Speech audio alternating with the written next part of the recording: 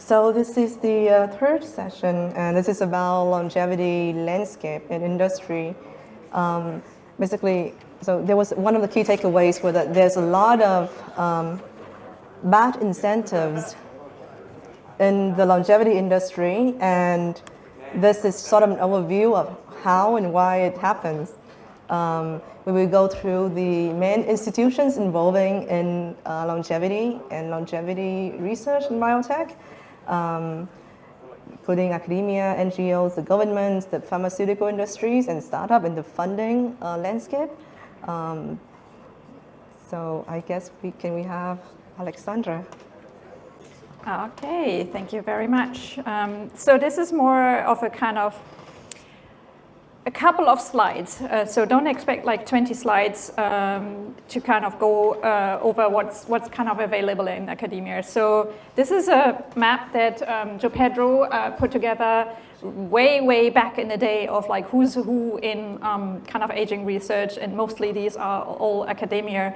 So you already see that kind of on the world map, it's not very homogeneous. There are definitely kind of centers of like where more research in the aging space is happening. But we're really missing kind of like a central hub where this kind of information is kind of traced. So it's really difficult to say what is the best university, which university actually has like an aging course. So if there's someone that is very good at like going out into the net and finding this kind of data, it would be awesome. I think it would be a very good help for like students that want to go into kind of like the space to know where to go, because currently it's kind of like, yeah, it's not available. Also, is academia actually a place for you? Is that something where you want to be? It's maybe a bit disappointing, and you have to really carefully think about this. These are just some numbers of like how many students actually start. And this is from the STEM field, so like science and engineering. And you see kind of like down there is like 0.45%. That's kind of how many actually stay in the system and become a kind of full-time professor. And most other people are going through the university and just leave the university. And yeah, you should carefully think about when you do your exit. And I would recommend maybe to do your exit earlier than later, unless you really want to stay in the system, become a professor, do a lot of teaching, and kind of like help the next generation grow. Then you really, like, there's a good place in academia for you. But otherwise, yeah, get your degree and then just leave, or maybe even leave before you get your degree. Sorry, it's a bit disappointing, but yeah, the academic system is a pretty broken system. It's really hard to go through. You're not very much appreciated. You're not very well paid. You don't have really kind of work security. So yeah, it's a pretty broken system. But you get your degree, so it's kind of like nice.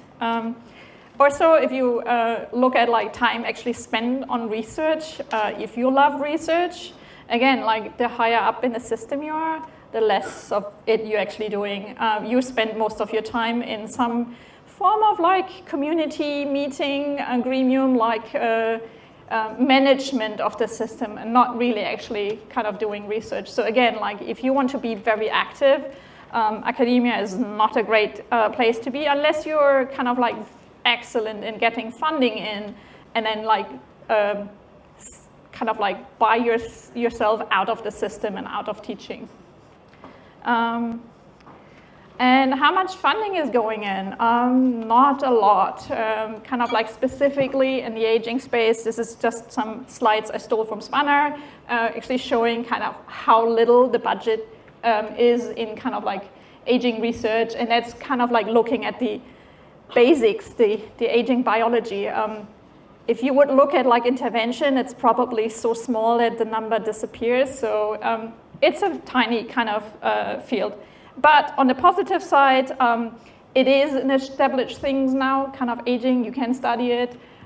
It's kind of more accepted now in academia, and also the intervention is more accepted. But maybe industry is kind of the nicer place, and that's where I already want to kind of open it up to Q&A, because like I'm more interested like answering questions, because it's really difficult to kind of like capture all of academia. It's very different in the different universities. It's also different in the different countries. So, questions?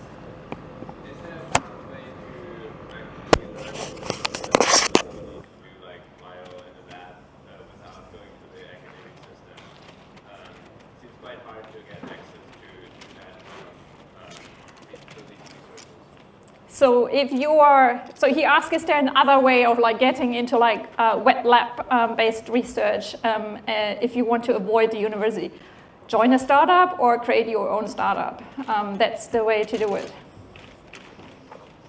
It's also worth noting that there's some citizen science laboratories where you come in and do wet work without having any prior experience, like GenSpace in New York, BioCurious in California. There's also an opportunity at Retro Biosciences where they have this graduate fellowship program where it's kind of like an alternative to a PhD. You work in the lab and you get direct training to be a scientist. Yeah. Other questions? No. Okay. Any other questions about? So if you're thinking about like what kind of degree do I want to kind of go into like biology? So you also have the different options of like I can study medicine or biology or chemistry or engineering. What should I study? I get that question quite a bit, and my answer to that is it's all up to your appetite and where you're good at. So it's no point of saying like no, you definitely have to study biology. It's really kind of what you enjoy. There is always a lot of like self-learning involved, so it doesn't really matter where you start. You can start in chemistry and still do aging. You can do kind of physics or mathematics. So mostly this is all about getting this PhD degree thing that kind of like helps you kind of get a job. But yeah, it doesn't really matter what you start. It depends on what you like. A lot of people in aging have acquired a lot of knowledge about the space, having bridged in from somewhere else without going through a traditional pipeline, just having the discipline to acquire the knowledge themselves. What would you recommend as far as an accreditation mechanism to validate what you know about the space if you're someone like an enthusiast or a software engineer that's bridged into molecular biology? Tough question. There isn't really a good answer to that. If there was, what would it look like? It's not really a full answer, but in terms of things like bioinformatics or whatever, you might be able to do like, linden.com series where you get a certificate or something like that, and that might at least get somebody to talk to you. I'll give you my answer. My answer is you go to conferences and ask really difficult questions so that even someone like Alex can't answer them. That really works. Thank you. How do we move past citations as an incentive mechanism? Citation? Or what? Citations are the incentive in academia, right? How do we move past that? Wow, that's a yeah. I think we have to get rid of like the whole system of how we're publishing and kind of like how we are getting evaluated on like citation levels and things.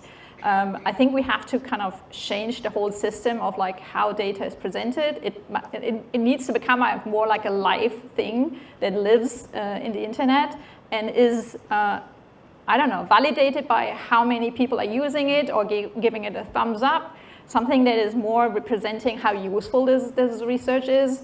And I think what also we need is blue sky research back. We need like scientists to have like a little budget that they can spend however they want and not always kind of like, only if you're publishing and you have like a 20 paper history, then you get a grant. You should get like a little bit of money upfront to kind of get started.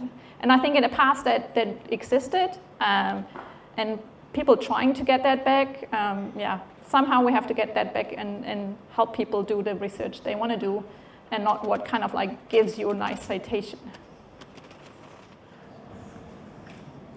Hello, everybody. My name is Keith Comito from the nonprofit Lifespan.io, and unlike Alexandra, I have a good amount of slides to share, so hopefully I'll get through them quickly that were compiled by myself and also Sergio Ruiz, who unfortunately is a little bit under the weather and can't join us today, so hopefully I'll do a good job doing double duty, we shall see. And we're going to talk about NGOs and NPOs, non-government organizations and non-profit organizations. So one thing to just note is that sometimes these two terms are used interchangeably. Thank you. Sometimes these two terms are used interchangeably depending on the country, but in general, if you want to disaggregate them, NGOs are a little bit more typically community-led, working on creating frameworks and tools for an entire area, and maybe more international in nature. And in respect to aging in particular, historically, NGOs have been historically focused on not necessarily diving into the core mechanisms of aging themselves, but more of these surrounding issues like rights of the elderly and access, equitable care, purpose for the older among us, etc.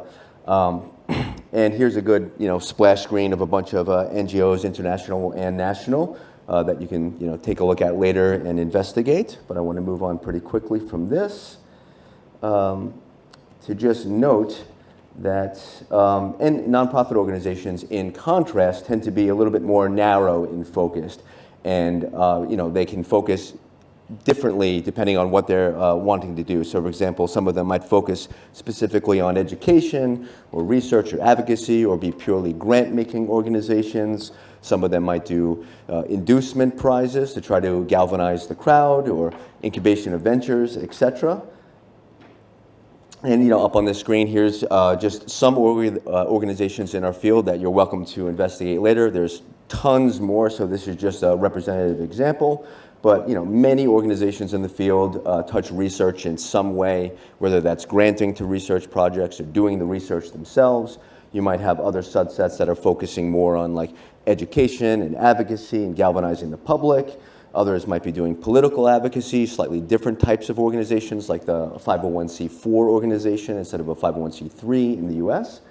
And maybe others might be a little bit broader and not just squarely hitting aging, but hitting other things like broader existential risks, etc. So lots of different types of nonprofits. But what's worth noting now, especially relevant to the crowd here, is that there are new forms of non-governmental nonprofit or nonprofit-like organizations that are emerging, very much relevant to the crowd here. Things involving decentralized autonomous organizations that are much more interdisciplinary in nature, focusing on democratization of research, decentralization, community building. Obviously, here at Zuzalu, building a network state. There was talks earlier about trying to build a longevity-focused network state, so that's exciting to see what comes out of these new approaches. But one thing worth discussing here is, if we want these endeavors to succeed, what are some of the issues that these nonprofit organizations and NGOs encounter, and how can we as a community try to help resolve those to move the field of longevity faster? So I'll drill into a couple of these here. So one of these that's most pressing, I'm sure many of us here in this room can relate, just in general, especially over the last couple of years, lack of resources and funding. Can be very, very harsh. So it's very important to work with these new emerging types of organizations to try to figure out, in this modern world, what are some new strategies on how we can attract funding, how can we attract resources, and connect the dots by being more interdisciplinary in nature. And that's something that everybody in this room, regardless of what your background is, can help with, literally by just connecting someone over there to someone over there.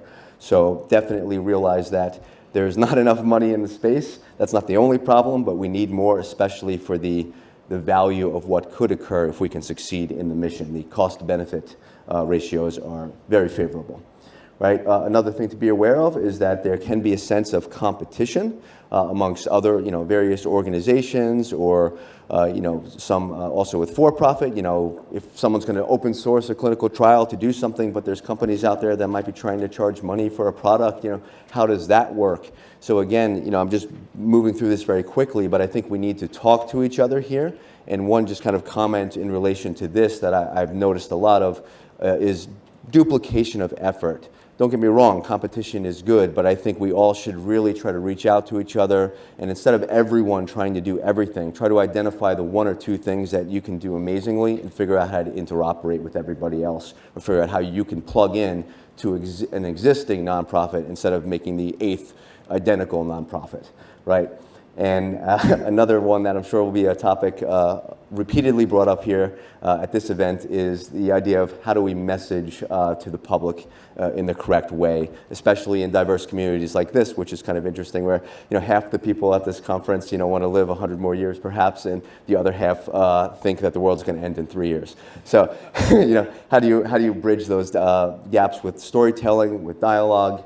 But I will say, and I know many of you have been responsible for this, over the past 10 years, and in particular over the past 2 years, I think we're actively in the middle of solving this problem, and it's much easier to say that you're working on aging, as Alexandra mentioned earlier, but I think one thing that we can all collectively be aware of, especially in how it relates to the work that nonprofits are doing, is what are the new anti-narratives that are emerging, and how can we counter them? For example, it's very easy when a news story comes out, Brian Johnson, Jeff Bezos, something like that, that the media is very ready to go, oh, not another one of these billionaires trying to live forever, siphoning our resources, where I think it's important for us to all say, no, the whole goal of this research is to be able to bring it to the hands of you, and we're iterating and trying to make it cheap, et cetera. So I think that's one emerging anti-narrative that we can work on. I'll blow through these pretty quickly, but a couple more of these is just also trying to, again, have this collaborative nature and this regenerative nature to make sure that we can continue moving forward in the long term. So one thing here is that we want to not just have pure cults of personality. We want to make sure that if somebody steps down, that the movement can continue on. So we should be mission-focused, not person-focused. And I think that's, again, something that we can all work together in regards to who's leading these charities. And just in addition to, this, sometimes it's very possible for certain public goods like health to try to be captured, by big pharma, et cetera. But I've been finding personally in my own work that there are ways to work with these existing infrastructures and try to find out incentive models that serve everyone, so you create a non-zero-sum landscape.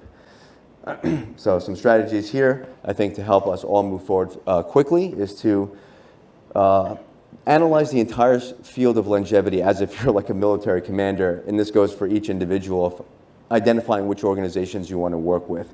Which projects are going to have the most outsized tactical value if there's a success, and try to focus on those and try to work towards something that actually has an end result that will affect everyday people. Because I think we're at the point right now that maybe this is a little bit controversial for me to say, but in working in nonprofits, specifically in advocacy, I think much more of the population is generally on board for improving healthy lifespan than some of us might think. And all we really need right now to really step things up is the first example of something tangible that really works. The second your neighbor is taking some supplement that can make their hair not gray, everyone's going to be like, I'll have what she's having, right? So I think, look for impact and assess impact for the nonprofits that you're looking at. You can use public materials, look at their 990s, et cetera, see what the actual effect is.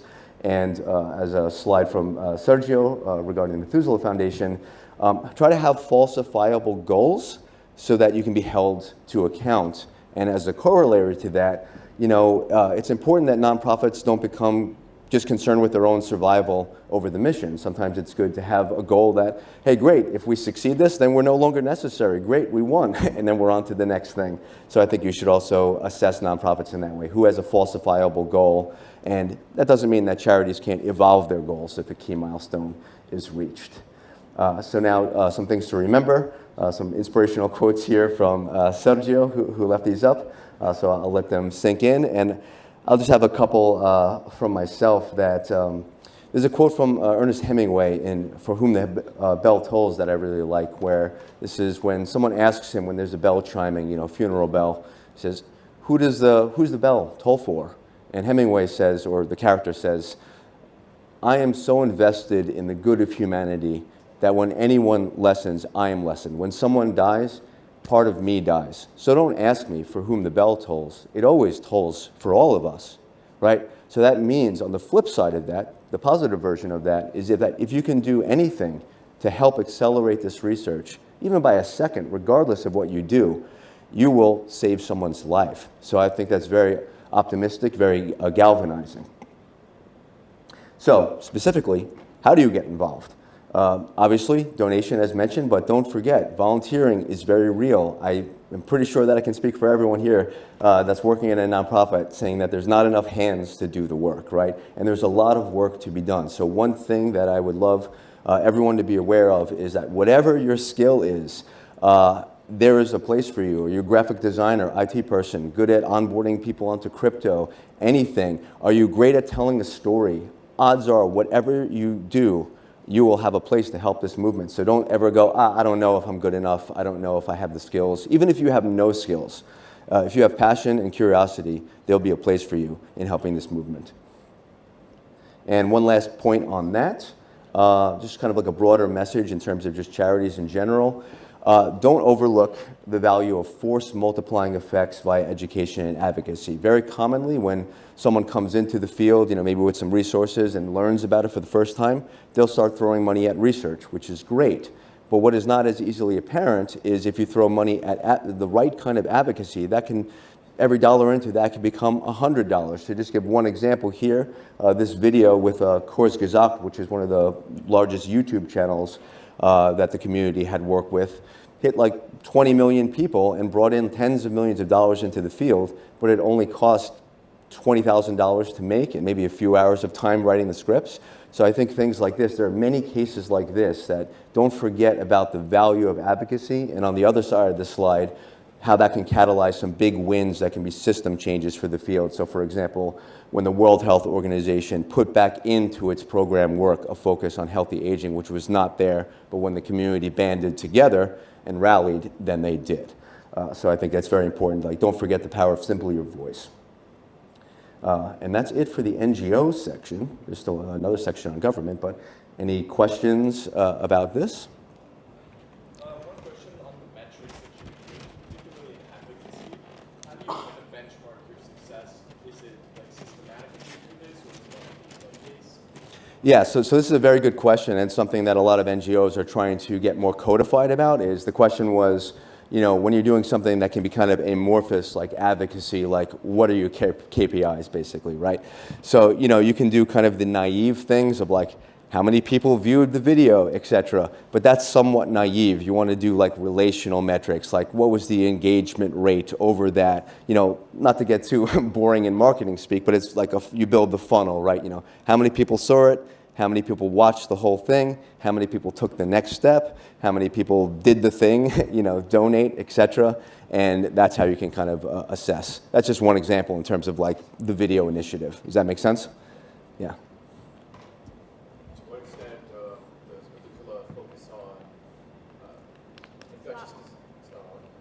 Yeah. I also work at Lifespan.io, not Methuselah. Sergio does, but there's people from Methuselah here. To what extent is the focus on longevity and pushing longer life outcomes versus reducing the infectious disease and other outcomes of deleterious life effects? Sure. I'll answer this from the Lifespan.io perspective, and then you guys just tell me if you don't agree. So the point that I repeatedly make on this, which I think is a very tactically good one to make, in addition to being objectively true, is that if you treat the root causes of aging, you will treat all those other things. The analogy that I use, which will come up in the next talk, is treating the trunk of a tree versus a branch of a branch. So the more that in your advocacy you can make it that these two things go completely hand in hand, I think it's objectively true, and it is also more effective. Yeah, and to echo that, there's also a lot of other stuff that you can do in regenerative medicine in general. So it's both anti-aging stuff, very, very super upstream sorts of things, but also organ preservation and regeneration of tissues is something that's going to extend life as well. So I think it's good to be inclusive of things like that are just in general going to just disrupt the way that you think about medicine. Yeah. And one thing to build off of that is, depending on your audience, of course, you might want to focus in on the different aspects of your one authentic message. So for example, you mentioned infectious diseases. when the COVID pandemic hit, it suddenly became more important to stress that, well, if we can improve our immune system aging, that will become very valuable in fighting pandemics, right? So it's also being tactical in how you're relaying the authentic aspects of the message. Any other questions? One more. What's the end goal? Immortality? That's a very strong question. I think the end goal for me, and again, this is very subject to who you're speaking to, but I like to be very authentic and try to give the same answer as much as possible because I don't want to be fake. So for me, I think if you wanted to distill it, my personal optimistic vision of the future is that diseases will be conquered, all diseases, or through working on the root causes of aging that will allow, ideally, everybody to be able to choose how they want to live their life in as many ways as possible, including how long they want to live their life. So it includes the possibility for forever and indefinite, but doesn't mandate it for anyone who doesn't want that. Does that make sense? Good question. All right. Should I move on to the next section? All right. So now we're going to transition from NPOs over to the governmental landscape, and this is obviously a super dense topic, so I'm going to kind of breeze through and be a little bit glib in some areas, so forgive. So one of the main points that I want to start with is that there ostensibly is, and a lot of it is coming from the US flowing to the rest of the world, but in other countries as well, a lot of money allocated ostensibly to healthcare and some of this to aging, but there is currently some misalignments with tying that to actually being strategic and effective in the goals that we want.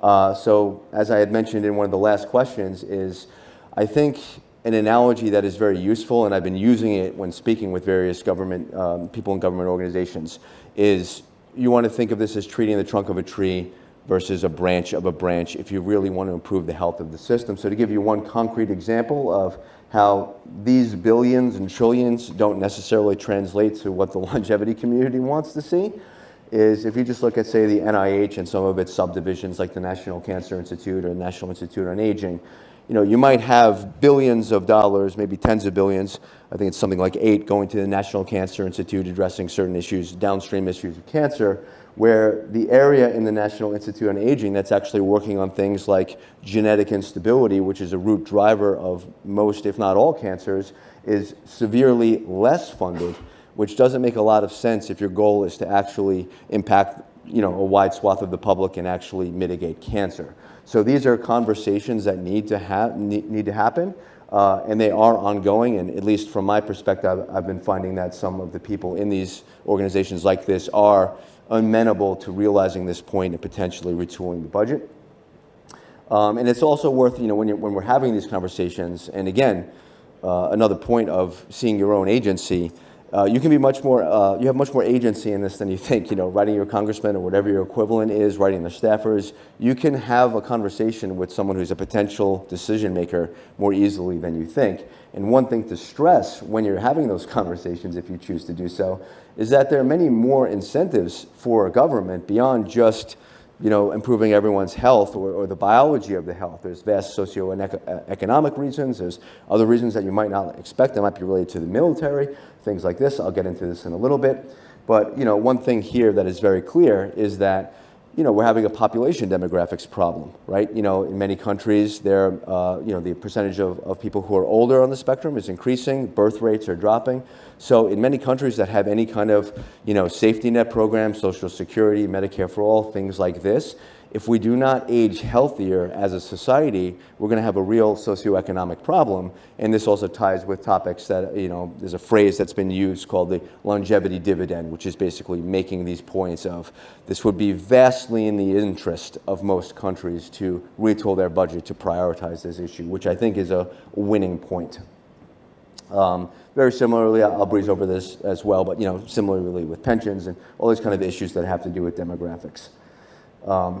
Another thing too, again, not that I want to stress on this too much because I just hope we don't have wars, but depending on who you're talking to, you might want to say, hey, if you want to have a functioning army, you might want to have enough young, able-bodied people or biologically young, able-bodied people to be able to do these kind of roles and other roles.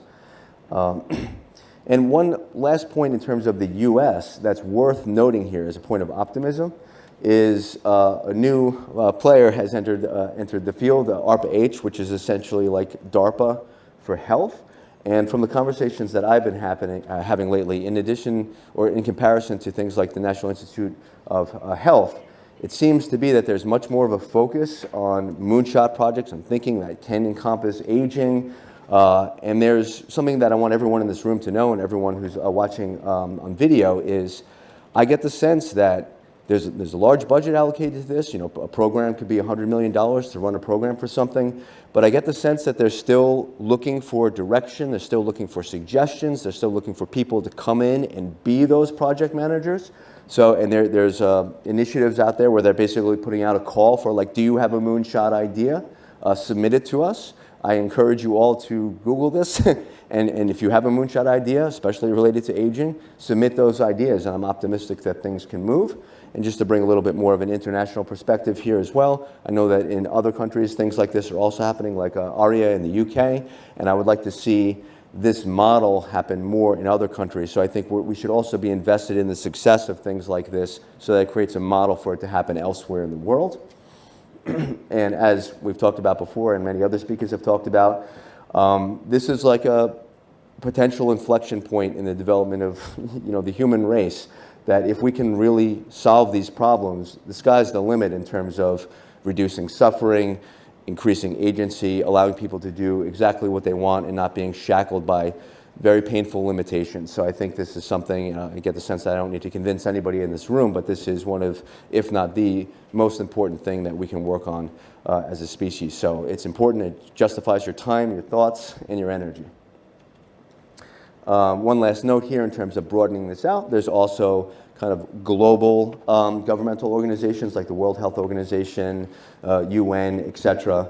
And we should also, as a community, keep our eyes open for how we can, again, plug into these kind of organizations and influence the direction. I had mentioned in the last section that a group of nonprofits had essentially, you know, just launched a letter writing campaign to the World Health Organization and got them to change something that would be tactically useful.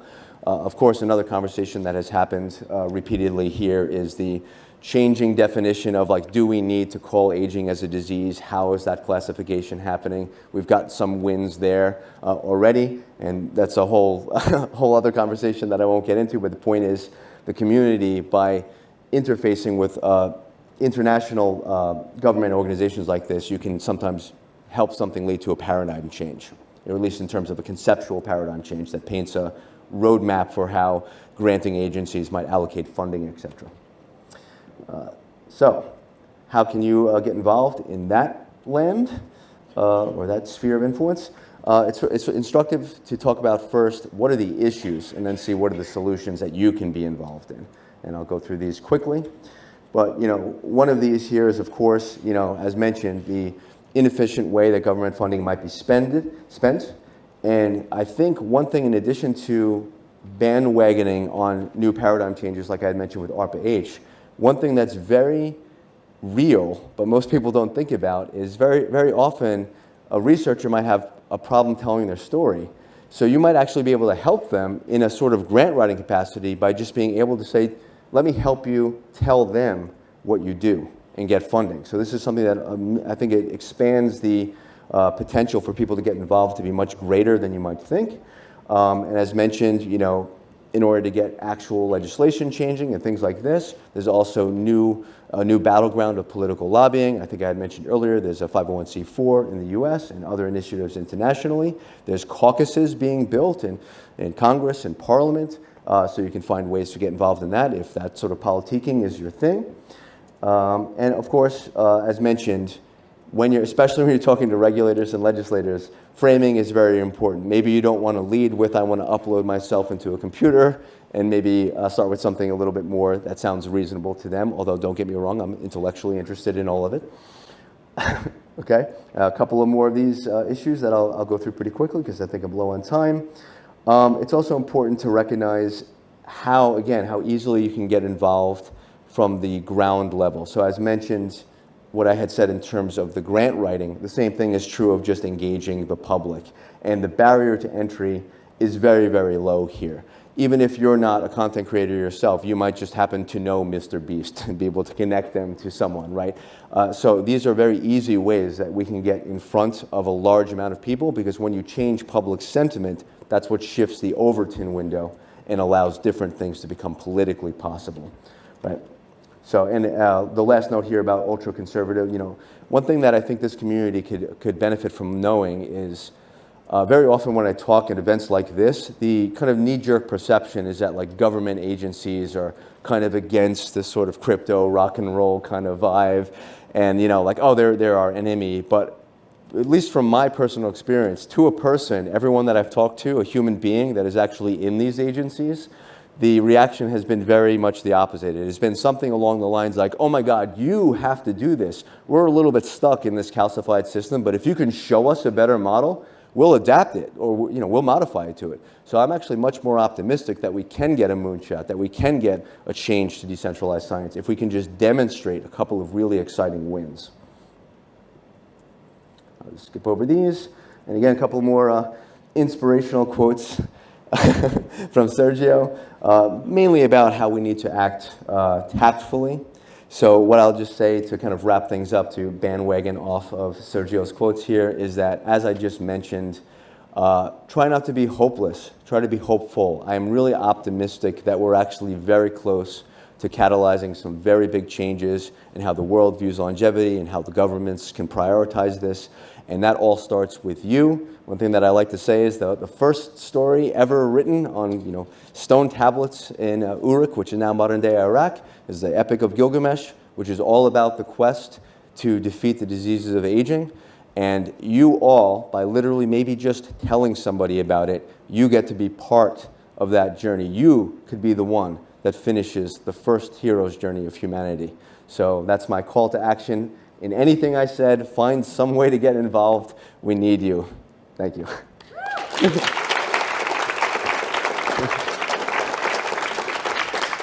Not sure if there's time for questions, but if anyone has questions, obviously that's a dense topic. I think the gentleman's looking for a microphone. Okay, I'll shout. So a couple of weeks ago here at Zuzalu, I was having dinner with a gentleman who's now the leading candidate to be the next Prime Minister of Montenegro. And he asked me the question, what's one thing that I might like him to do in his first 90 days if he becomes Prime Minister. And I gave him a short list of 2 or 3 things that would make Montenegro the go-to permissive innovation space for longevity and biotech. And he said, yes, I love that, I want to do it.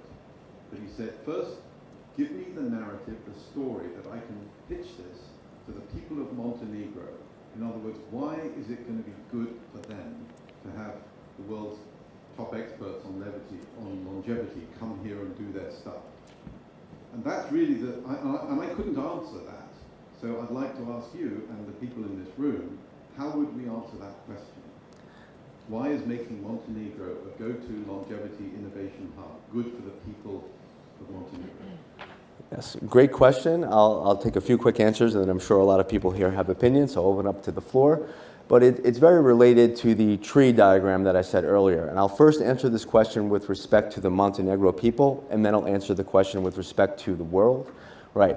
So again, if you can really tell the story, which is a true story, that if we can just delay the onset of some of these diseases a little bit, or do far better than that, the socioeconomic benefits that it will yield to society, the untracked human emotional costs. Let's say, for example, we're able to put a dent in Alzheimer's disease. What is the untracked cost of people all over the world not really starting their lives because they're taking care of their ailing family members, and just the emotional horrors of this, right? So I really believe that even small changes, although I want more than incremental, but even incremental changes here would have a vast benefit emotionally, socioeconomically, and then, so that's, you know, maybe a broad answer, but to scope that out to the world, it would be really excellent to have a country that really makes this a focus, and then if it really changes the population demographics, it really makes social safety nets programs more sustainable, and it has all these improvements. It's so much easier then to go to other countries and say, look at what they did. We want what they're having, right? So I think it's very valuable. It can be part of the internal Montenegro story and also raising Montenegro's profile in the world as a model society. Yeah, could I just have an attempt at answering this question? Okay. Yeah. I think the point that you could make to political leaders is that Montenegro is not a big country, 600,000 people, not also the richest country. It would really put it on the map in a way that, say, El Salvador has put itself on the map by becoming known as this Bitcoin hub. Now, the president made some questionable financial decisions, but it was this is a small part of its own currency reserves. But on the other hand, the sort of people they attracted, the number of rich investors they attracted, their country was more than worth it. You could pitch it the same way because, after all, the main issue is what specific benefit that would give to Montenegro, right? And not so much whether these other advantages of it are carry more of a global character. So I would sort of focus on that, I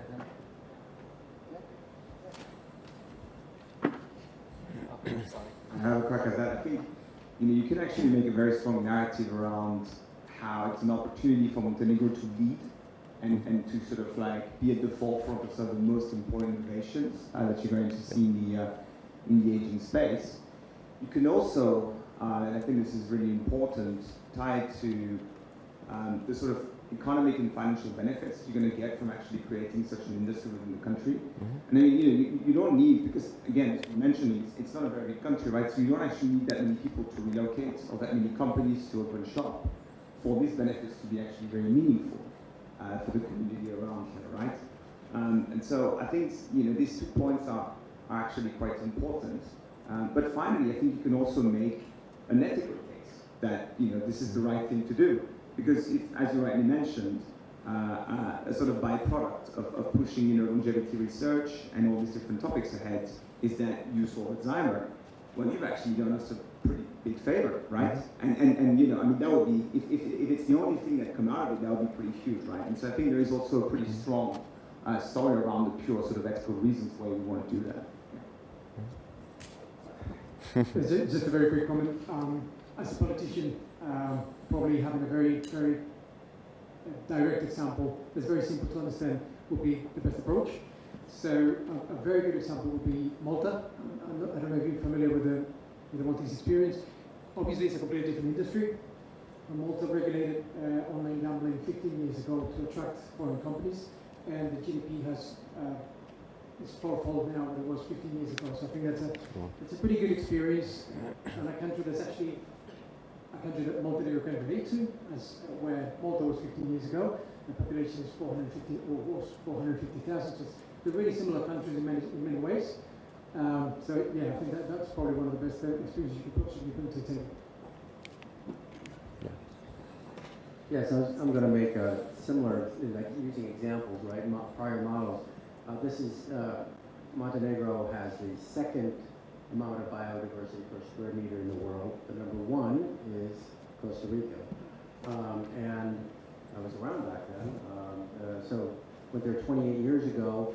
Within the first few years, Intel decided to put a plant there. So one thing I would tell them is, longevity can be the first and attract other people. And so yes, longevity is maybe the first thing, but Intel came in, and then billions of dollars of additional companies came in, and their number one export in Costa Rica is not bananas anymore or anything like that. It is chips and high tech.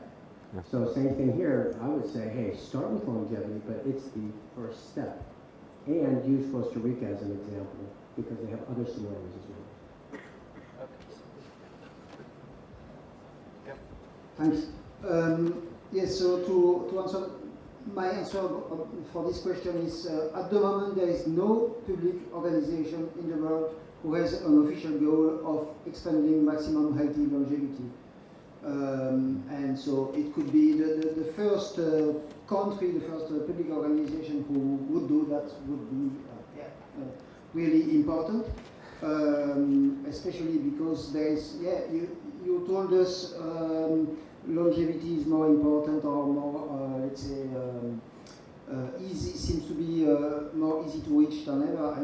I'm not at all convinced. You know, for the first time in the recent history of the world, we have the life expectancy decreasing, not increasing, since COVID times. Okay.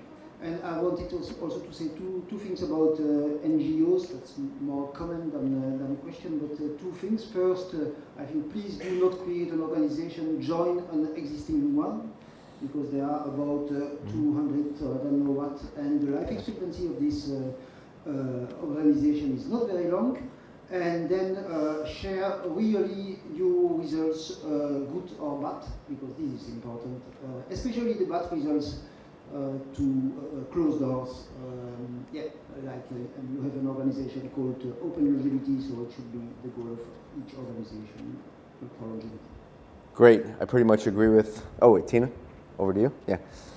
Yeah, I think, well, the United Kingdom has a manifesto commitment to increase healthy life expectancy and minimize health and well-being inequalities, but it has struggled, and it is because we have huge inequities in our populations in terms of access to education, opportunities, and it is now causing a huge economic drag on our prospects for economic growth. So unless and we see life expectancy dropping like a stone in the US, and it is also falling in the UK. Now, how is it when you've got one of the two richest countries in the world that is actually happening?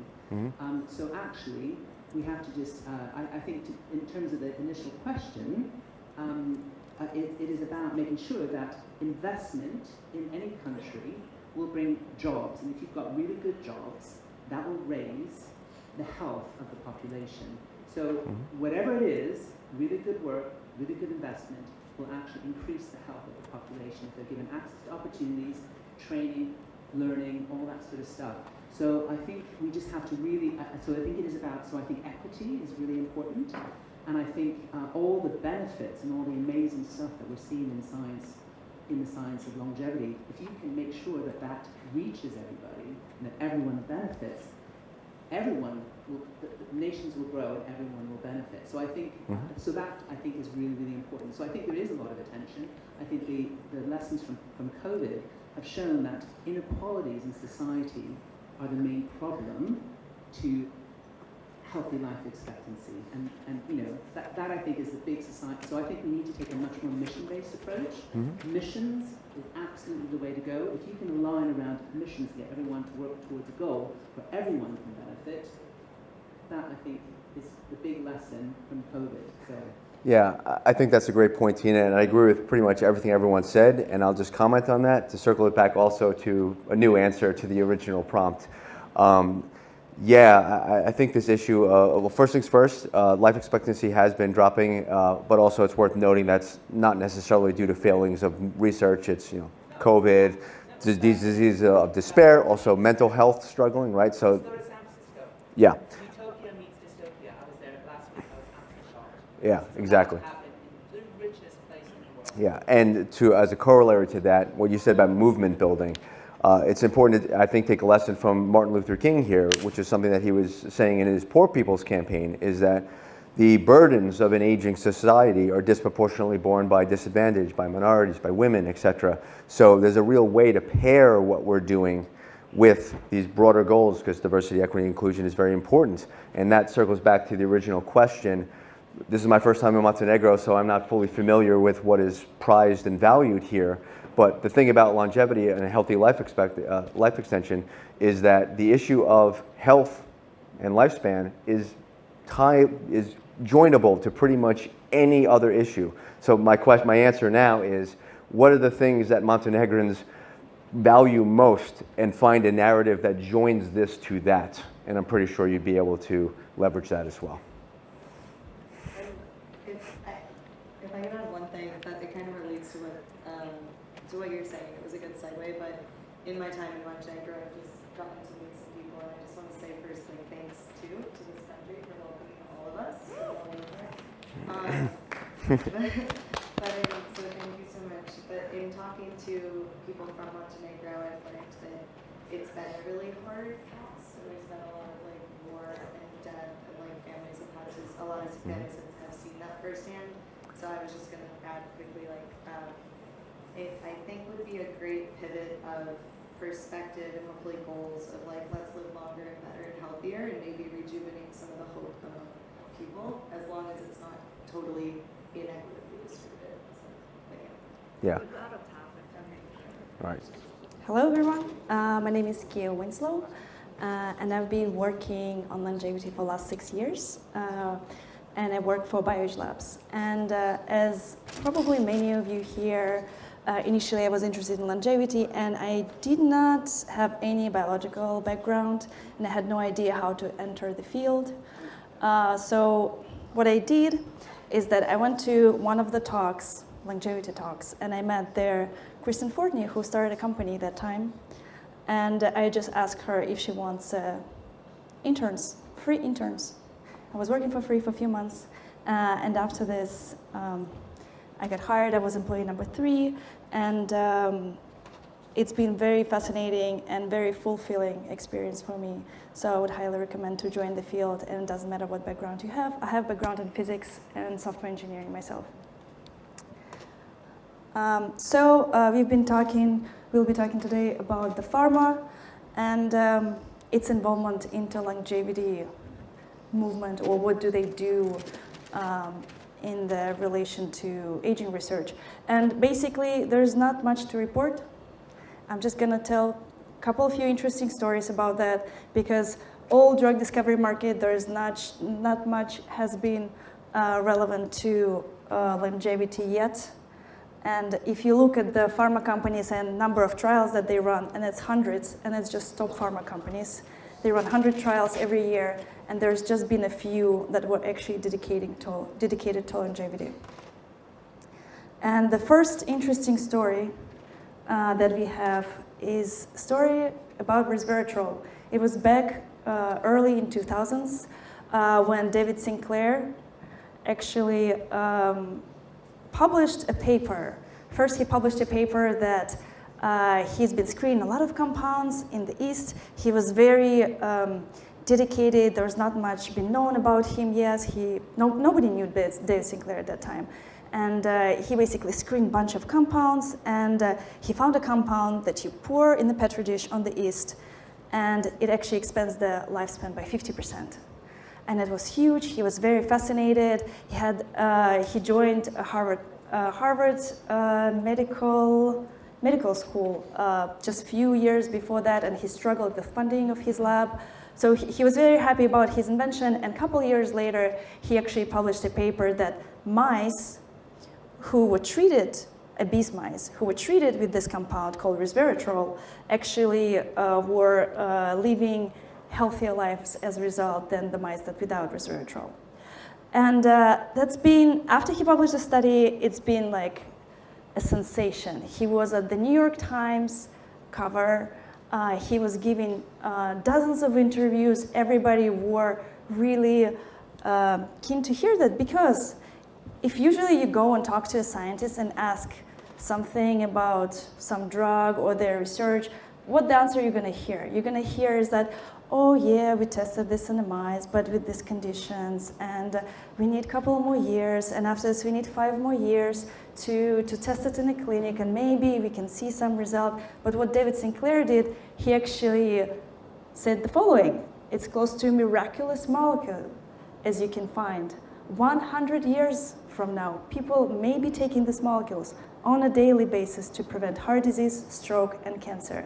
I think David Sinclair is a genius salesman, and he sells his work very, very well, and he's definitely very, very good at this.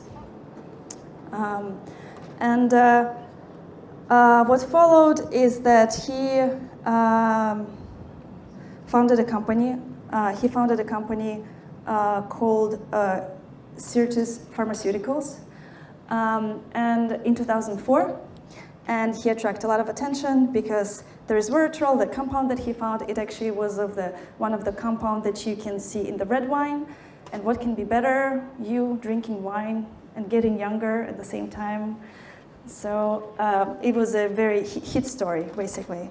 And later, in 2008, since there was so much hype around this molecule, GSK spent $720 million in cash to buy Certis Pharmaceuticals. It was huge, it was enormous. But around the same time, there were quite a few problems start to pop up. So first of all, two former colleagues of David Sinclair published a paper that they were not able to replicate his results.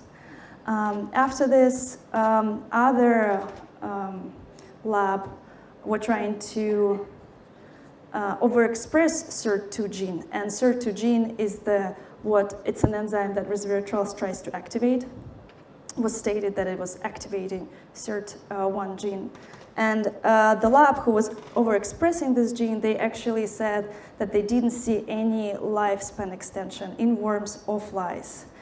At the same time, there were a couple other labs that basically said that initial studies were flawed because resveratrol did not activate SIRT1, but actually fluorescent dye that was used in these experiments, that was activating the SIRT1, and that was the reasons why experiments results were mixed up. And around the same time, Pfizer and Amgen actually published two studies where they said that the compound resveratrol, that there was no any evidence that it actually activates SIRT1 gene. Around the same time, there was ITP study, and ITP study is a golden approach to test how well actually the compounds extend the lifespan. It's run by Richard Miller, this amazing, brilliant scientist who studied a lot of drugs, and he also ran the studies to test resveratrol, and they also didn't see extending lifespan by resveratrol. So what happened later? GSK invested a lot of money in this program, so they decided to do their best to actually get something out of it. The problems were that resveratrol was very poorly observed, that the small amount of the molecule that were actually observed was very quickly broken down by the liver, and as a result, resveratrol did not activate SIRT1. So what GSK tried to do, they tried to come up with another compound that helped with the absorption problems. They launched the clinical trials for that, but they were stopped pretty quickly because they saw side effects. And after this, they tried to develop a completely different compound to activate SIRT1. And they did it, and they started clinical trials, but again, they didn't see any results, any significant results. So as a result, 5 years later, GSK halted the trial, they stopped everything, and basically nothing came out of it. They spent about $1 million in it, because they also spent a lot of money on clinical trials. But fun fact, while all of these things were happening, they also had to fire one of the executives of Certis Pharmaceuticals, because on the side, they started a supplemental company where they sold resveratrol as supplements without even going through clinical trials. So there was quite a mess. The sad story that if you go and Google resveratrol, it states it's a powerful antioxidant. This provides protective benefits to your heart, brain, and body. If you go and listen any podcast, like Peter Attia podcast, or go to any YouTube channels, the most asked question right now is a question about resveratrol. It's quite known compound, and people believe in its longevity properties. So that's how it started. It started with a quite sad story. As a result, I think the trust was definitely not where we would like it to be, right? Because the first story about the aging company, and we got such poor outcomes.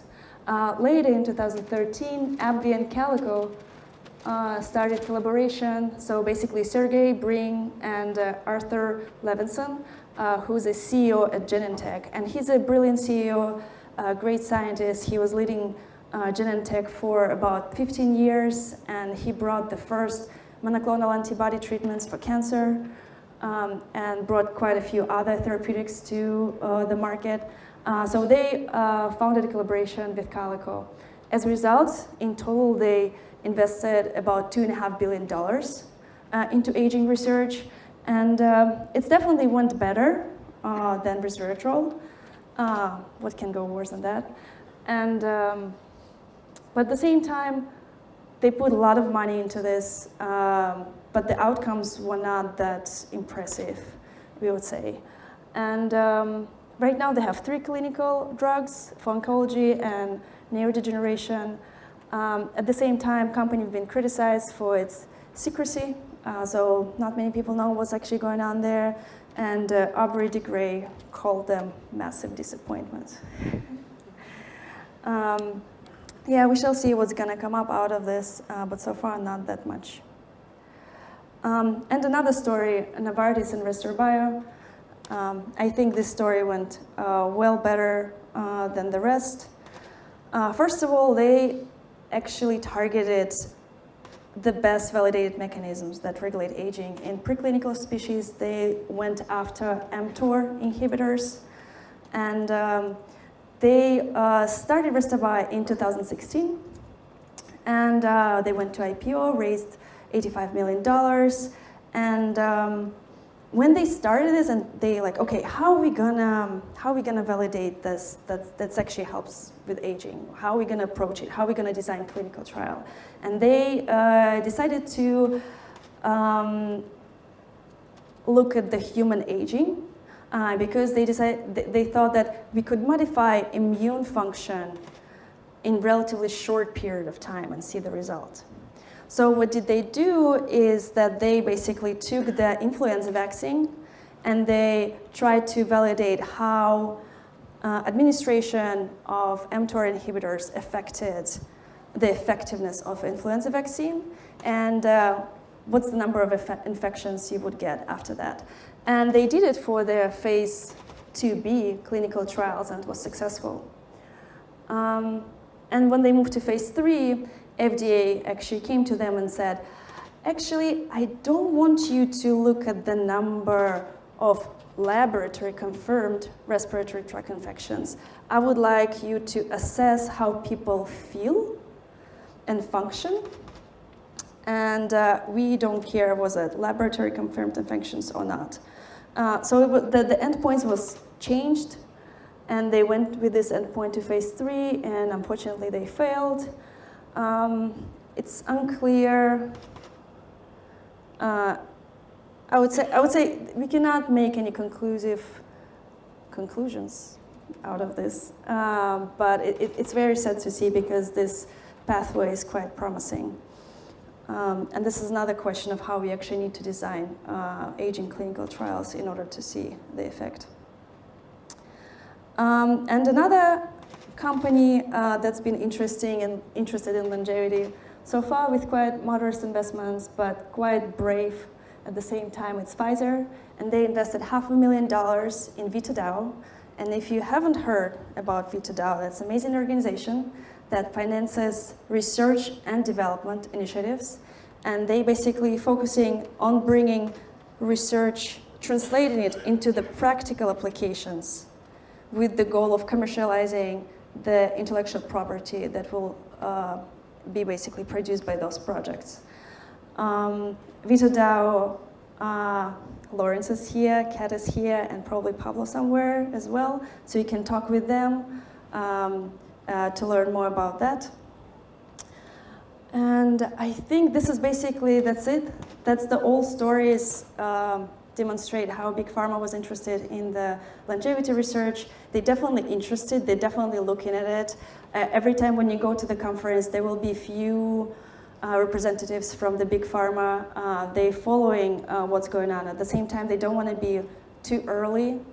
They wanted to see some results first, and I think as soon as we will show them some results, there will be much more money interest from their side. Thank you. Okay, so I'm going to just blow through these slides. I'm going to be talking about startups and funding in the longevity space. So just a quick introduction. My name's Nathan. I'm the co-founder of the Longevity Biotech Fellowship, also co-founder of Vitalism.io, which is a longevity state project. And then I also do a little bit of venture capital on the side. I'm a general partner at HealthSpan Capital.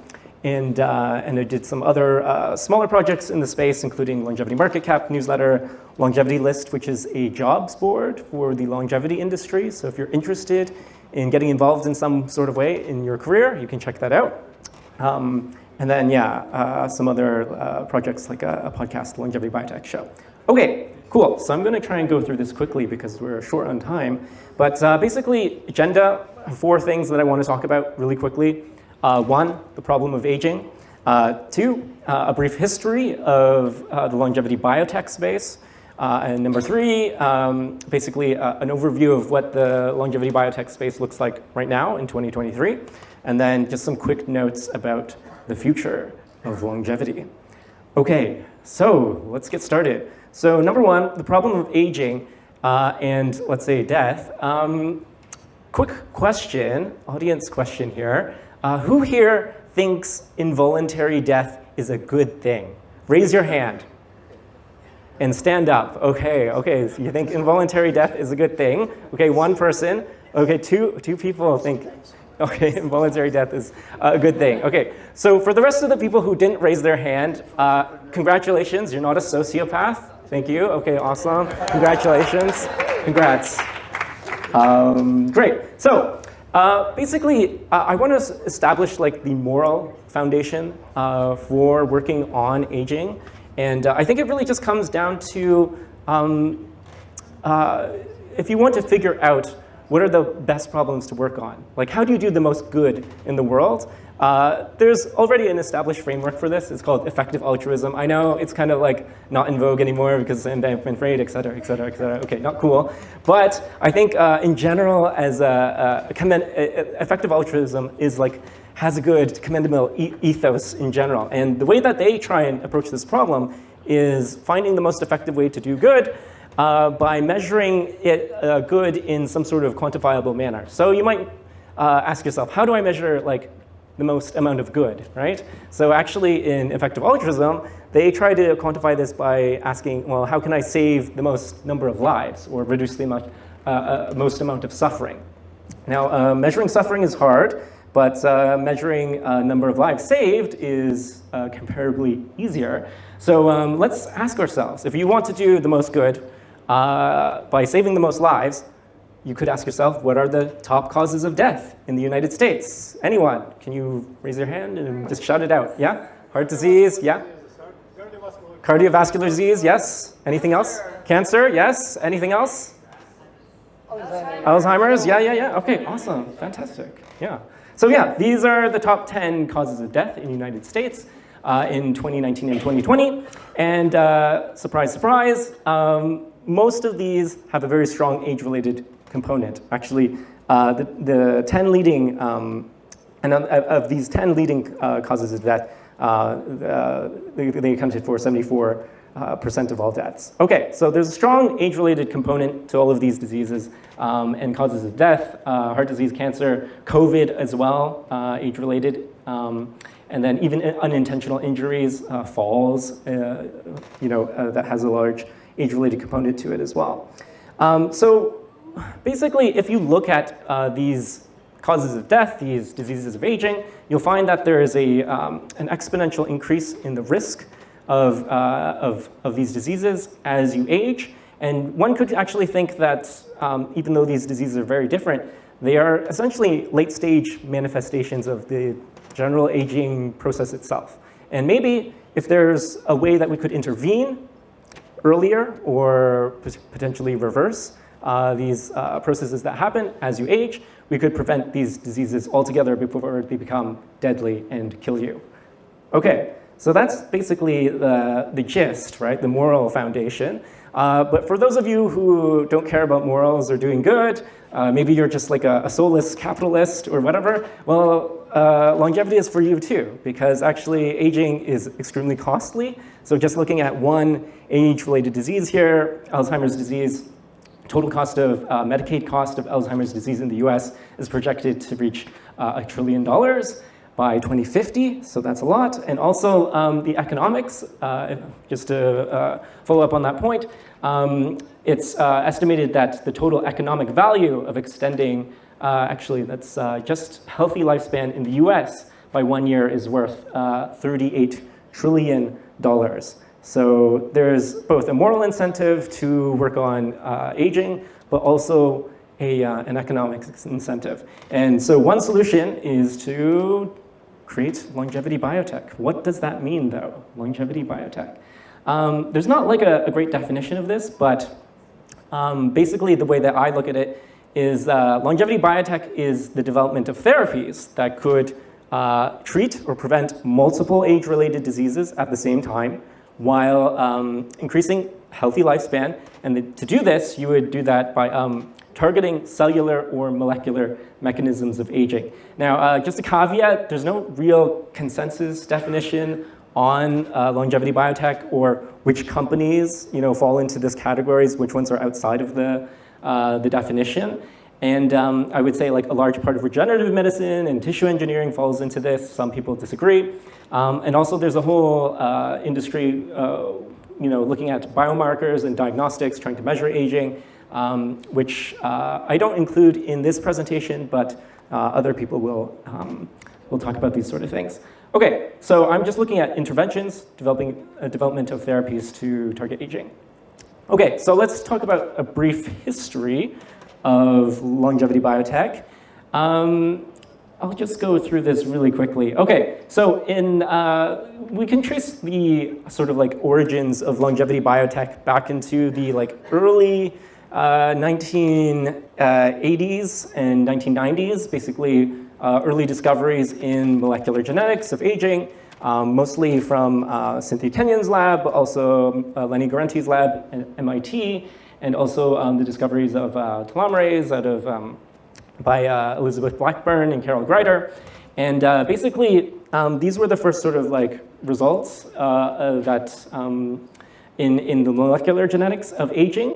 And they eventually spawned out these sort of like three genes, telomerase, DAF2, IGF, essentially, and SIR2, spawned the first wave of longevity biotech startups. And the three companies that started in the early 2000s from these sort of early scientific discoveries in molecular genetics of aging were Geron in 1990, Elixir Pharmaceuticals by Cynthia Kenyon in 1999, and also David Sinclair co-founded Circus Pharmaceuticals, which Kia talked about in a lot of detail. And basically, there was a lot of hype, especially around Circus Pharmaceuticals, which Kia had alluded to earlier. And it resulted in GlaxoSmithKline acquiring the company Circus Pharmaceuticals for $720 million cash. But then only a few years later, the company folded. And it was a little bit unfortunate that the first sort of wave of startups, all those three companies either were shut down or pivoted away from aging altogether. So the first wave sort of longevity biotech startups ended in about like the early 2010s, and some early hard lessons were learned. Just because you see some sort of life extension data in like model organisms, translating that to humans can be very difficult in general. But not to worry, the longevity biotech industry was just getting started. So in 2013, just a little bit later, the industry hit another inflection point. Basically, two leaders in biotech who hadn't previously been working on aging sort of got involved in a big way, and their involvement in aging sort of lended legitimacy to the space. So those two people were Art Levinson, who joined Calico, and he was a former CEO of Genentech, one of the biggest pharma companies, biotech companies in the world. And then Craig Venter, of course, a giant in the space of biotech. He co-founded a company called Human Longevity Inc., which was more on the diagnostic side, but still broadly just working on this idea of aging. Was no longer like snake oil, or at least was becoming more acceptable. So fast forward to 2016, a new crop of companies began to emerge, no longer just working on sort of the original molecular genetics of aging, like the canonical longevity genes. There's a bunch of new discoveries in the science of aging that spawned new companies. So yeah, here's just a graph of number of new companies formed in longevity versus time. And yeah, definitely past 2013 and definitely into 2016, there was like a huge inflection point there in number of companies started. And yeah, so a bunch of different approaches sort of cropped up for different longevity biotech companies, including things like Sunalytics, partial reprogramming, parabiosis, mTOR companies targeting, yeah, and then further on, some interesting developments in the PET space, which I'll talk about in a little bit more detail later. But okay, so that brings us to today. So we are in 2023. What does the longevity biotech landscape look like now? If I could summarize it in 2 points, I would say, one, there's been like a huge explosion in interest in funding. Yes, and it's great seeing these headlines of, $1 billion here, $1 billion there. Awesome. But the caveat is, number two, longevity biotech is still extremely small as an industry, especially when you compare it relative to biopharma in general, which are working on just essentially the late stage manifestations of aging mostly, or just even looking at just like the total like global effort on any sort of any sort of project in the world. So like if AI, super intelligent AI was created today and we tried to tell it, oh, you should be aligned with humanity, I think the AI would not, think that aging was an important thing to be working on just based on, the amount of money and effort and people working on directly on the problem. So that needs to change, definitely, and perhaps some of the people in this room can help change that. But let's go through some data really quickly. So I have two sources of data, Longevity List, which is my website, which has a database of companies, but Carl Fleger also has a great website, agingbiotech.info, that you should check out as well. But roughly speaking, in the basically in the past couple of decades of the longevity biotech space, currently we have about 160 plus longevity biotech startups, about 40 clinical trials or so across those companies, and then about 20 longevity-focused venture capital firms. And then we have roughly $13 billion in total funding across all these companies. Valuation, you could estimate, is probably less than 50 billion. And funding in 2022, so the entire year of last year, was about like $3 to $4 billion. So still really small. If you actually think about it. But it's definitely grown a lot over the years. It used to be a very, very small industry. Now it's just a very small industry, I guess. And if you look at this graph, this is basically showing longevity biotech funding in startups over time. And yeah, there's been roughly like a 7x increase over 7 years or so. Okay, so let's just quickly talk about longevity subsectors. So there's a bunch of different ways people are approaching this problem of aging and creating different companies to target aging. Maybe I'll just say a couple of quick words about them. So partial reprogramming obviously is probably the most funded and the most hyped subsector in longevity. But then we have things that are less looked at, maybe like the extracellular matrix over there, and but then yeah, all sorts of different approaches, including like pet longevity, reproductive aging, so forth. Okay, so here's just a bar graph of breaking up the startup funding by subcategory. And like I said before, partial reprogramming definitely has the lion's share of funding in the space right now. But what is more interesting is definitely the ones that you could say have more opportunity if you believe competition is for losers. Then yeah, maybe you could try looking at companies developing therapies to target the aging cellular matrix, extracellular matrix, or DNA repair. So those are overlooked right now. Okay, so top funding by startups, excluding Google Calico and Altos Labs. There's some familiar names here in silico medicine, Unity Biotechnology, Retro Biosciences, et cetera, BioAge, of course.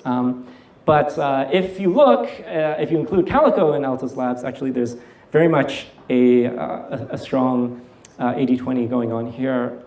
It's very skewed. Okay, so moving right along, let's talk about the investors in this space. So in 2011, Laura Deming starts the first longevity venture fund with only $4 million. But then, in 2016, Apollo Health Ventures enters the space I think their first fund was only about $10 million, but now their second fund closed, and they have now $200 million assets under management, which is amazing. And then, yeah, 2022, moving along, more funds, bigger funds getting into the space. There's several $100+ million longevity funds currently operating. And yeah, in 2022, also big news, Hevolution Foundation out of Saudi Arabia announced that they were putting $1 billion per year into the space. 2/3 of that will be research, like academic grants, but 1/3 of that will be for private investments. So incredible. And then there's also new forms. So as we talked about before, VitaDAO, like this new decentralized collective, investing in this space as well, or funding projects rather in this space. And just in general, there's this huge overlap between crypto and longevity, which is really exciting. Okay, so here's the landscape of the longevity biotech investors. So on this side, on the left, we have the traditional venture capitalists, longevity funds, so very focused on longevity in particular. But then we also have more broader themed longevity investors who are maybe like tech investors who also invest in longevity, or deep tech investors who have like a small component of their portfolio dedicated to longevity. And then we have discos, which are more like holding companies that will hold large stakes in subsidiary companies, holding them in this kind of like umbrella company structure. The most, I guess, the biggest one right now is Cambrian Biopharma, which is doing really well, has an interesting pipeline there. I think over 15 assets in their portfolio. And then, of course, DAOs, VitaDAO. Yeah, VitaDAO, shout out to AthenaDAO as well. I saw Laura earlier. So yeah, very interesting. Okay, so let's see how much time I have. Okay, great. So I just want to give a little bit of a overview of some of the specific longevity subsectors that might be of interest. So partial reprogramming. So I need to say a couple words about this because it really is the most hyped subsector in the field. It attracts the most amount of funding right now. But basically, partial reprogramming is an extension of some of the technique that Shinya Yamanaka pioneered to create induced pluripotent stem cells back in 2006, won a Nobel Prize for that.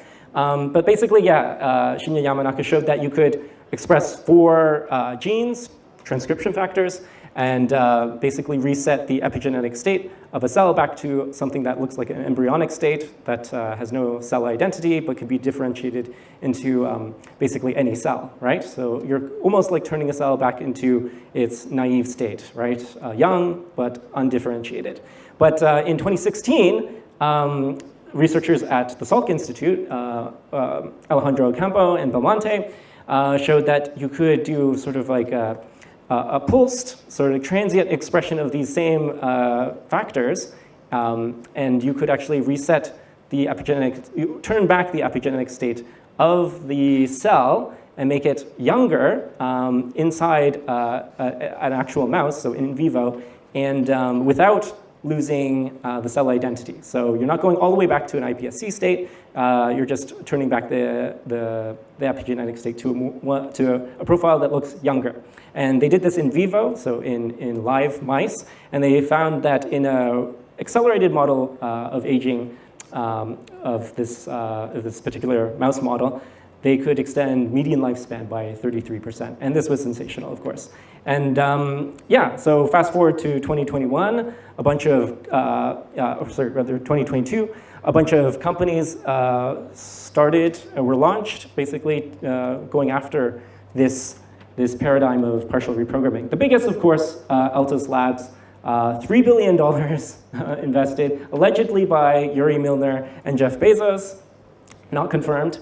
And yeah, and they basically poached many of the top aging researchers out of academia, got them to leave their positions to join this company. So yeah, that was the biggest news of 2022 for sure, but not to be overlooked. Others also getting into the space. So Brian Armstrong from Coinbase started a company called New Limit with $105 million funding, and Retro Biosciences started they have a program for partial reprogramming as well, and they attracted $180 million in funding from Sam Altman, who, as you know, was one of the co-founders of OpenAI and funded that. Yeah, so basically this is a map of the space race for reprogramming, basically, as I call it. This graphic is actually from my former colleague's website, adanguyen.com, and she wrote like a really great write-up on like the reprogramming space, which I highly recommend you check out. But yeah, so it's, there's a lot of companies in the space, some big, some small, but all going after reprogramming. Some are going after more the traditional Yamanaka factors or variants of such, and then other companies like Calico or Retro, New Limit, Altos are trying to find new rejuvenation factors. Okay, so that's partial reprogramming in a shell. I'll maybe just go over maybe 2 other interesting subsectors in the space, but there's also a bunch of companies developing therapies to remove senescent cells. So this was talked about earlier, but senescent cells are cells that enter a state of cell cycle of rest. They accumulate with age, and for the most part, they are bad in certain contexts for you. But the reason why they are bad is they secrete this secretory phenotype. So these pro-inflammatory, pro-fibrotic factors, and they've been associated with age-related diseases and so forth. So in 2016, there was a really amazing landmark paper out of the Mayo Clinic where they showed that if you could remove senescent cells, or at least ablate cells that had a marker for cellular senescence, you could you could increase median lifespan by 27% and slow a lot of these sort of like very visible aging phenotypes. So like the treated mice didn't develop cataracts, and the fur looked completely different, and like a hunched spine and so forth. So yeah, and then basically from 2016 to 2021, 17 new senescent cell targeting biotech startups were started. So this was like a huge phenomenon, and then Unity Biotechnology went public, was funded by Peter Thiel's Founders Fund, and yeah, so that was a really interesting time. There's a bunch of different companies in this space, including VitaDAO, which if you're interested, you can talk to Marco, and they're leveraging all sorts of different modalities, different types of therapies to either remove the senescent cells or try to modify them, reverse the senescent state. Yeah, so it's an exciting time, and some of these companies are in clinical trials. So I'm just gonna, go through this quickly. So mitochondria, obviously, one of the hallmarks of aging, mitochondrial dysfunction. So there's a bunch of companies trying to target mitochondria and restore the function of aged mitochondria. And you could do that by mitochondrial transplantation. So there's a couple of companies doing that. Genome correction as well. So the mitochondria has its own genome. And then, also a couple companies going after mitochondrial biogenesis or protecting mitochondria from lipid peroxidation, basically oxidation of the lipids. So there's interesting stuff going on there. There's also parabiosis or blood dilution inspired startups. So basically in the early 2000s, Tom Rando and Irina Comboy and Michael Comboy showed that when you attach the circulatory systems of an old mouse with a young mouse, the blood from the young mouse could rejuvenate tissues from the old mouse. And so this sparked a company called Alkahest, which was eventually acquired by Grifols in 2020. And there's a couple of different companies pursuing this sort of paradigm of parabiosis, looking at factors in blood that could be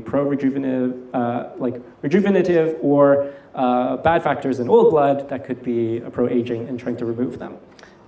Okay, great. I'm just going to go through this quickly. And then there's a bunch of companies that are leveraging AI and machine learning in ways that are hypothesis-free. They're doing either high-throughput screening, so they don't have a particular target in mind. So interesting examples of that could be like Spring Discovery, Juvena Therapeutics, also Fountain Therapeutics. And then there's companies like In Silico Medicine using more like generative chemistry approaches, potentially to develop therapies for aging. I'm just going to go through this quickly. Okay, and then regenerative medicine, it's a little bit perhaps controversial whether this is, truly part of longevity or not, but broadly speaking, in regenerative medicine, the strategy is to try to replace or regenerate cells, tissues, or even organs to address aging, right? So broadly, you could break it up into two categories, I think, or two broad approaches. So some companies in the regenerative medicine space are basically trying to do cell or organ or tissue transplants. So perfect example, Lineage Cell Therapeutics is trying to replace retinal pigment epithelial cells in the macula, basically trying to treat age-related macular degeneration. And and then there's other examples, including like eGenesis, which is doing xenotransplantation for organs. But then there's other approaches, of course, like companies trying to develop therapies to induce regeneration in vivo using drugs or other type of modalities. So yeah, it's a pretty interesting space there. And then, okay, and a couple words on longevity for pets. So this is kind of like a new subsector in the space in the sense that, pets make a good business model because people really care about the pets, but more importantly, this is one way that you can actually prove that your drug extends lifespan in your patient population. Because to do that in humans is very difficult because humans are long-lived, and there's no real appetite for doing like several decade-long clinical trial. And of the companies in the pet space, I think Loyal is probably the most well-known, but there's also a George Church company called Rejuvenate Bio, which is developing gene therapies to reverse aging in dogs. Okay, cool.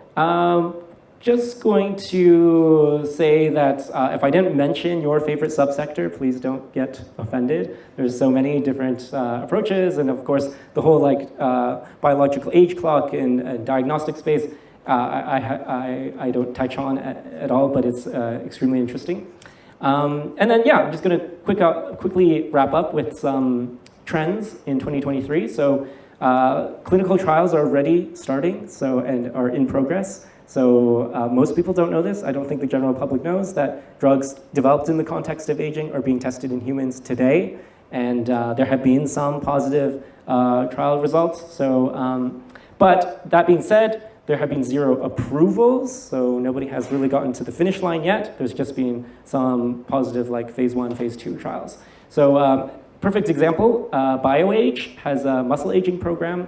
BGE 105, which just a couple months ago, they announced a positive phase 1B clinical trial there. Yeah, go BioAge. And then Unity Biotechnology also had some positive phase 2 data for their drug treating diabetic macular edema by removing senescent cells. Okay, cool. Other trends, so big pharma interest, right? So Pfizer contributing $500,000 to VitaDAO, that was huge, and also Genentech apparently rumors of them getting into the reprogramming space as well, partial reprogramming. And then, of course, big funders, as I said before, Hevolution coming in a big way, so sovereigns funding some of these efforts, both on the research side, but also on the industry side, $1 billion a year. That was huge news. Okay, so future of longevity. I'm just gonna wrap up with a couple, comments about what I think is going to happen in the future. But so number one, we're going to get more human data. A lot of these earlier preclinical stage companies are eventually going to get to the clinic, and we're going to see potentially some of the first clinical successes in drugs developed in the context of aging. And then I think another interesting thing to look out for is just a push for a geroscience moonshot. I think we're getting more and more is that the longevity industry is becoming more mainstream, and there will be more political appetite for people to do something about aging as people become more educated about the subject. I think replacement as a whole is a really exciting strategy to address aging. It's more fundamentally sound in my mind in terms of like addressing the entire problem of aging without requiring the knowledge of all the the details of metabolism and changes of minute damage that accumulates with time. You just replace it with young tissue. I think that's really interesting, and there's a lot of interesting companies in that space, including Jean Hebert's company, BE Therapeutics, and also Renewal Bio, which is really interesting, developing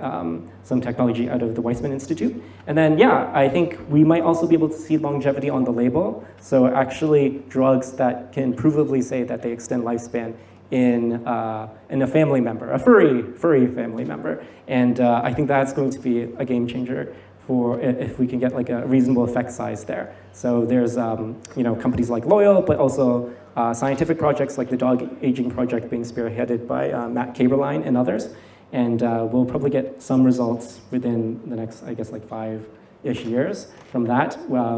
Yeah, they're basically going to test rapamycin in large breed dogs.